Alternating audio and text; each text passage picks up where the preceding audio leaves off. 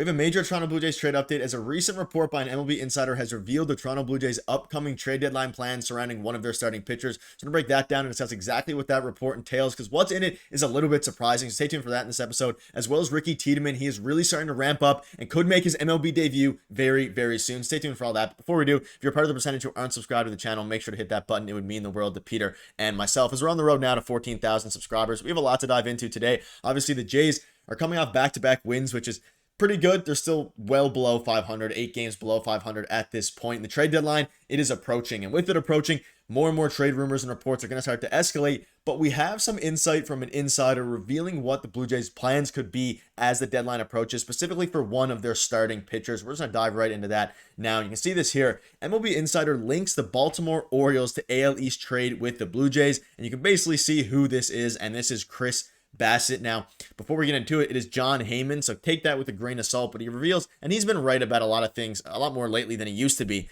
but again, it's Jon Heyman, so take it with a grain of salt. He reveals what the Jays' plan could be if they decide to trade Chris Bassitt and if they decide to hold him. So you can see here, Jon Heyman of the New York Post has linked the Orioles as a team that could have interest in the AL East rival Blue Jays starting pitcher Chris Bassitt. The Yankees killer could interest the Orioles, but like Vlad and Bo, he probably stays in Toronto. Heyman noting that the chances of Bassitt being traded are very low. So there's a couple things to take out of this. First, we'll start with the fact that the Orioles could be a suitor, according to Jon Heyman, for Chris Bassitt. Now, we'll get into Chris Bassitt's stats here. He's had a very good season, and Yusei Kikuchi, I'll dive into that in a minute because his impact could be interesting in the Ricky Tiedemann front. But you can see Chris Bassitt here. He's having a pretty decent season, a very solid season, especially as of late. An ERA plus of 118. He's pitched a lot of innings. He does what he's always done.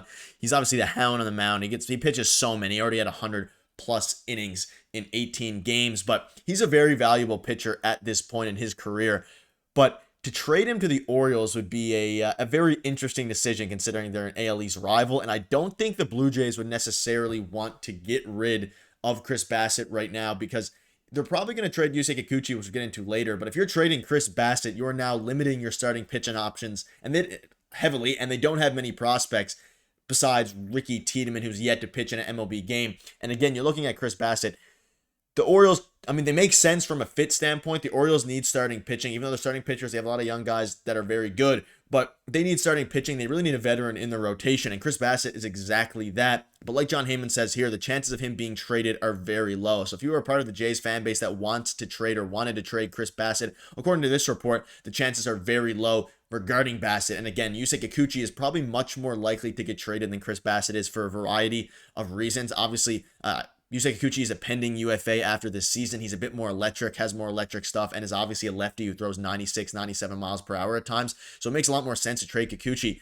But for the Orioles, even linking the Orioles and the Blue Jays in a trade is interesting because I can't imagine a world where the Jays would want to actively trade one of their best starting pitchers, and probably their best starting pitcher over the last handful of starts, to the best team in the AL East, in the Baltimore Orioles. And you can see this here. If he did get placed on the trade block, Bassitt would be an excellent target for Baltimore as he would be able to come in and immediately become a key contributor. And the biggest thing, like I just mentioned, was he's 35 years old. He's pitched for a ton of games, obviously, in a couple different teams, and just a ton of innings, a veteran guy. And you can see at the bottom, this is the big update here, like I mentioned earlier. While it may not be likely that Bassitt gets traded, there's going to be a lot of interest around the league, specifically from the Orioles, because of how good of a fit will be. And expect to hear a lot more rumors about the Orioles in the coming days as they have a legitimate chance of winning the World Series. Now, that's intriguing because the Jays, at least they figure to be one of the biggest sellers at this upcoming trade deadline, depending how the next handful of games go, and really over the next month as the deadline is in early August. But if Jays continue to win and they start to creep back to 500, obviously they won a series against a very good Seattle Mariners team. They won back-to-back games. Yesterday's game was electric. Tons of Jays fans in attendance. But still at this point, at the very least, they're probably going to keep Vladdy and Bo, but at the very least, they're going to look most likely to trade the rentals, which are Danny Jansen, maybe, Yusei Kikuchi for sure, Jimmy Garcia probably, and a lot of these guys. And even Chad Green could factor into a trade equation because of how good he's been pitching to a 1.51 ERA, even though they do have mutual and team options over the next couple of years for him. There's a lot of different ways that they can go about trading a lot of their assets, but Chris Bassitt's the big one that I don't think he would net a ton of value, mainly because of his stats this season, his veteran presence, the fact that he would really help a playoff team looking to make a playoff push, which is exactly what the Baltimore Orioles are doing right now.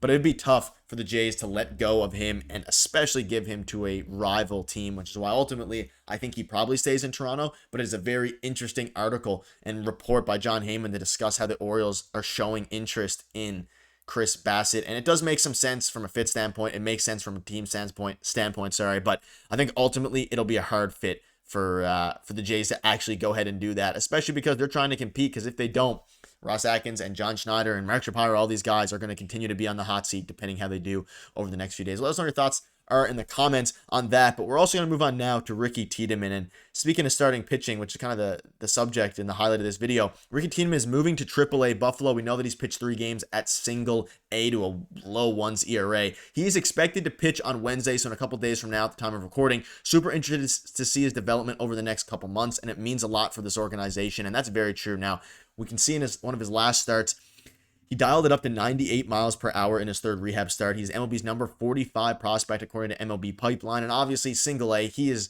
much better than single A. He doesn't need to be pitching in single A anymore. This was obviously to get his innings up following his injury. But this is a very good sign now. They are expected to ramp him up, as you can see in the tweet there, to 80 pitches, meaning that, and again, with the trade deadline approaching, this becomes very interesting. And you see how Scotty Mitchell here said that super interested to see his development over the next couple months means a lot for this organization. If they choose to move on from Yusei Kikuchi, which a lot of signs are pointing to, given he's a free agent after the end of this year, they do have an electric lefty in Ricky Tiedemann who could slide into that spot right away if they feel like he's ready. Now, the problem is he hasn't pitched a ton of innings at AAA. He hasn't pitched a ton of innings this season or last season because of lingering injuries and things like that. But if they're getting him up to 80 pitches, which is really starting pitching territory, and he's dominated single A, obviously, but he's a much better pitcher than single A is no competition for Ricky Tiedemann. But now they're moving him up to AAA, getting him up to 80 pitches. And if they decide to move on from Yusei Kikuchi, which I think they do, whether or not they're still in the race, unless they go on some miraculous 10-0 run now and get themselves within a couple of games or 2 to 3 games of the wild card spot, they're going to retool. Meaning they're probably going to still try to stay competitive, but they're going to trade their guys like Ricky Tiedemann, Jimmy Garcia, all of these guys, maybe even Danny Jansen, depending on how much confidence they have in Alejandro Kirk, who's also been performing very well as of late.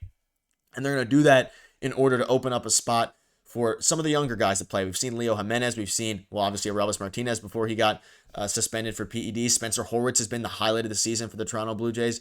So there's a lot of ways they can go about it, but if they ultimately decide to get rid of Yusei Kikuchi, which is very likely at this point, Ricky Tiedemann, then ramping him up at this time, a month or so away from the deadline, makes a ton of sense. And if he gets another, let's say, 4 to 5 starts under his belt at around 80 pitches, and he shows dominance at the AAA level, I would not be surprised to see him make his MLB debut this year.